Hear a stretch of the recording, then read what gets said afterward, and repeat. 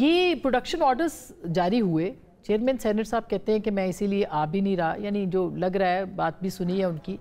کیوں اعجاز چودھری صاحب کو نہیں لایا جا رہا؟ دیکھیں میرے خیال سے جب پروڈکشن آرڈرز جو ہے وہ ایشو کر دیے جائے تو ان کو پیش کر دینا چاہیے، اور پنجاب نے یہ کہا ہے کہ سیکیورٹی کنسرنز کی وجہ سے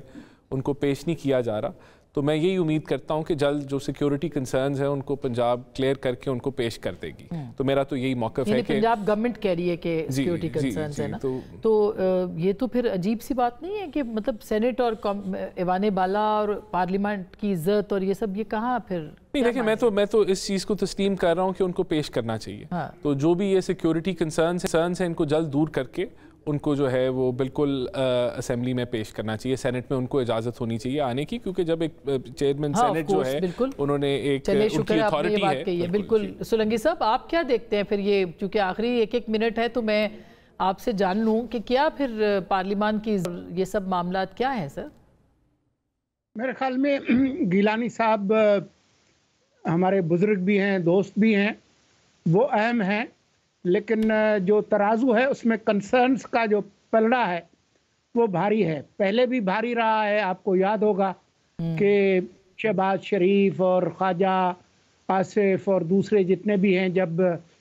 پی ٹی آئی کی حکومت تھی اس وقت بھی کنسرن بھاری تھے، اور شاید جب تک ہمارے جو حالات ہیں وہ ٹھیک نہیں ہوتے تب تک کنسرنز کا جو پلڑا ہے وہ بھاری رہے گا۔ ساتھ یور ٹیک، پھر میں وائنڈ اپ کروں۔ میم آپ ضرور وائنڈ اپ کریں، میں صرف اتنی سی گزارش کروں گا کہ رانا صاحب حکومت کے ایک اتنے مناسب اور ریزنیبل شخص ہیں جو اس آرگومنٹ کو سٹریچ نہیں کرتے جو فار ایگزامپل طارق صاحب اور دیگر لوگ کر جاتے ہیں۔ ان کو حکومت مشکل میں ڈالنا بند کرے۔ یہ جو انہوں نے ابھی فرینکلی کنسیڈ کر دیا کہ لے کے آنا چاہیے، میں نہیں جانتا کیوں، کوئی سیکیورٹی کنسرنز ہوں گے، کچھ اداروں کی تکریم باقی رہ جائے گی تو سسٹم آگے بھی چل سکے گا۔ عدالت کے فیصلوں کی تکریم، اسپیکر سینٹ کے چیئرمین سینٹ کے فیصلوں کی تکریم، اگر اداروں کی کچھ تکریم بچ جائے گی تو اس سیاسی لمحے سے آگے بھی یہ سسٹم چل پڑے گا۔